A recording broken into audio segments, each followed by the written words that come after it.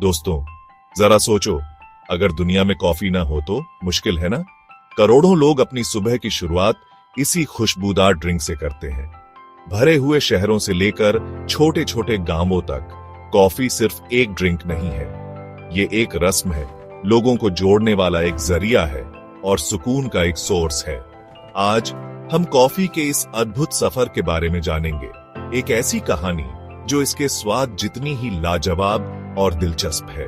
Ethiopia के पहाड़ों से शुरू होकर कॉफी ने देशों और संस्कृतियों की सीमाएं पार कर ली है। ये एक ग्लोबल फिनोमिनन बन गया है जो इंसानों की जिज्ञासा और इस अनोखे बीन्स के साथ हमारे प्यार को दिखाता है। इस खोज में हम अलग अलग महाद्वीपों पर जाएंगे, कॉफी के सफर को उसकी खोज से लेकर ग्लोबल कमोडिटी बनने तक देखेंगे। मेरे साथ आइए और कॉफी की दिलचस्प कहानी में डूब जाइए। एक ऐसी कहानी जिसने सदियों से लोगों को ऊर्जा और एकता दी है। हमारी कहानी शुरू होती है इथियोपिया से, एक ऐसी जगह जो प्राचीन इतिहास और परंपराओं से भरी है।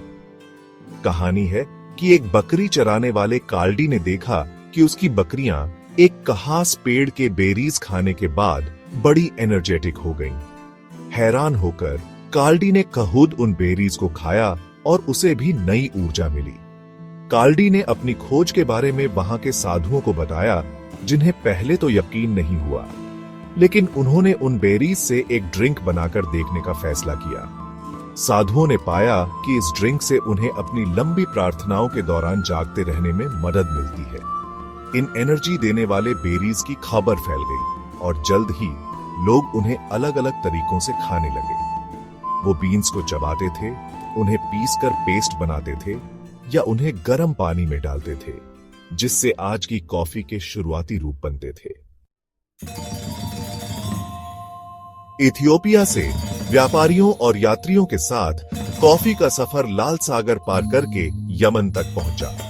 यमन, जहां कॉफी उगाने के लिए बिल्कुल सही मौसम था, इथियोपिया के बाहर कॉफी उत्पादन का पहला केंद्र बन गया। यमन के लोगों ने कॉफी को बड़े चाव से अपनाया, इसे पहाड़ियों पर उगाया और बनाने के नए तरीके ढूंढे। कॉफी हाउस, जिन्हें कहवे खाने कहा जाता था, पूरे यमन में खुलने लगे, जो लोगों के मिलने जुलने की जगह बन गए। ये जगहें सिर्फ कॉफी पीने की जगह नहीं थी, ये बौद्धिक चर्चाओं, कलात्मक अभिव्यक्ति और सामुदायिक सभाओं के केंद्र थे। यमन में कॉफी की लोकप्रियता ने अरब संस्कृति में इसकी जगह पक्की कर दी। ये पेय धार्मिक समारोहों, सामाजिक समारोहों और दैनिक जीवन का एक अहम हिस्सा बन गया।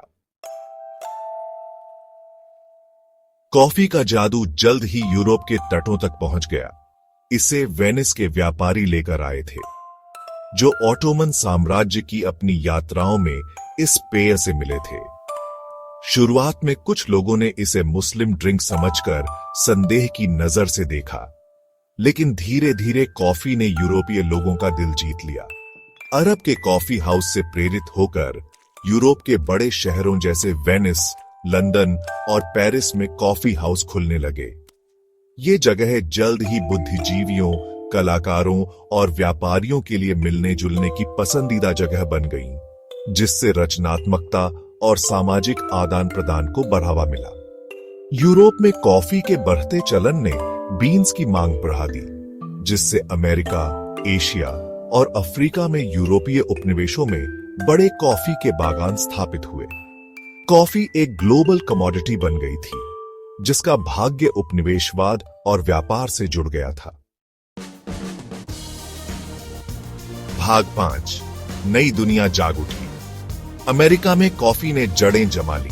मुनाफे वाले कॉफी व्यापार का फायदा उठाने के लिए उत्सुक यूरोपीय उपनिवेशवादियों ने इस पौधे को अमेरिका में अपने उपनिवेशों में लाया। कैरिबियन, मध्य अमेरिका और दक्षिण अमेरिका की उष्णकटिबंधीय जलवायु कॉफी की खेती के लिए बिल्कुल सही साबित हुई। अक्सर गुलाम मजदूरों पर निर्भर कॉफी के बागान पूरी नई दुनिया में फैल गए, जिससे ट्रांसअटलांटिक दास व्यापार को बढ़ावा मिला और कई औपनिवेशिक राष्ट्रों की अर्थव्यवस्थाएं आकार लेने लगी। अमेरिका जल्द ही वैश्विक बाजार के लिए कॉफी का मुख्य स्रोत बन गया। अमेरिका में कॉफी की शुरुआत का गहरा प्रभाव पड़ा। जिससे परिदृश्य, अर्थव्यवस्थाएं और समाज बदल गए। इसने आधुनिक कॉफी उद्योग की नींव रखी, जिसमें उत्पादन, व्यापार और उपभोग का एक जटिल जाल है। भाग 6, ब्राजील का दबदबा, एक कॉफी साम्राज्य का जन्म। कॉफी की खेती को अपनाने वाले देशों में ब्राजील एक ताकतवर देश के रूप में उभरा और आखिरकार दुनिया का सबसे बड़ा कॉफी उत्पादक बन गया। ब्राजील के कॉफी उत्पादक नए तरीके इस्तेमाल करके और अच्छी उगाने की परिस्थितियों का फायदा उठाकर वैश्विक बाजार में अपने बीन्स की भरमार कर दी। ब्राजील के कॉफी उद्योग ने देश के आर्थिक और सामाजिक विकास में एक अहम भूमिका निभाई। इसने प्रवासियों को आकर्षित किया, बुनियादी ढांचा परियोजनाओं को बढ़ावा दिया और विश्व मंच पर ब्राजील की जगह को आकार दिया। आज ब्राजील एक कॉफी का बहुत बड़ा उत्पादक बना हुआ है, जिसके बीन्स दुनिया भर के कपों में जाते हैं। अपनी साधारण शुरुआत से ब्राजीलियाई कॉफी इस पेय का ही पर्याय बन गई है, जो कॉफी के दिग्गज के रूप में देश की स्थायी विरासत का प्रमाण है। भाग 7, भारतीय खुशबू, बाबा बुदान और कुर्ग के कॉफी बागानों का उदय। भारत में कॉफी की कहानी इसकी खुशबू जितनी ही दिलचस्प है। कहा जाता है कि 17वीं सदी के एक सूफी संत बाबा बुदान उनके निर्यात पर प्रतिबंध के बावजूद यमन से 7 कॉफी बीन्स चोरी छिपे ले आए थे। उन्होंने इन बीन्स को कर्नाटक के चिकमगलूर की पहाड़ियों में लगाया, जिससे भारत में कॉफी की खेती की शुरुआत हुई।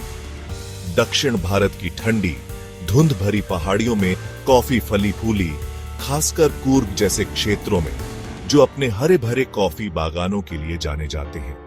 अपने अनोखे स्वाद के साथ भारतीय कॉफी ने वैश्विक बाजार में पहचान हासिल की। आज भारत दुनिया के प्रमुख कॉफी उत्पादकों में से एक है, जिसकी अपनी एक समृद्ध कॉफी संस्कृति है। पारंपरिक फिल्टर कॉफी से लेकर आधुनिक कॉफी ब्लेंड तक, भारत का कॉफी परिदृश्य देश के विविध स्वादों और परंपराओं को दर्शाता है। भाग 8, एक वैश्विक रस्म, कॉफी का स्थायी आकर्षण और सांस्कृतिक महत्व। इथियोपिया में अपने प्राचीन मूल से लेकर एक वैश्विक पेय के रूप में अपनी स्थिति तक कॉफी ने एक लंबा सफर तय किया है। इसने क्रांतियों को हवा दी है, कलाकारों को प्रेरित किया है और अनगिनत बातचीतों को जन्म दिया है। आज कॉफी सिर्फ एक पेय नहीं है, ये एक रस्म है, एक सामाजिक संबंध है और आराम और प्रेरणा का स्रोत है। संस्कृतियों और महाद्वीपों में कॉफी का आनंद अनगिनत तरीकों से लिया जाता है, जो स्थानीय रीति रिवाजों और परंपराओं को दर्शाता है। मध्य पूर्व की मजबूत मसालेदार कॉफी से लेकर इटली के क्रीमी कैपुचिनो तक कॉफी की बहुमुखी प्रतिभा की कोई सीमा नहीं है। जैसे ही हम अपनी कॉफी की चुस्की लेते हैं, आइए न केवल इसके स्वाद का, बल्कि हमारे कप तक पहुंचने के लिए इसके द्वारा तय की गई उल्लेखनीय यात्रा का भी आनंद लें। कॉफी की कहानी मानव सरलता, सांस्कृतिक आदान प्रदान और इस असाधारण पेय के साथ हमारे स्थायी प्रेम संबंध का प्रमाण है।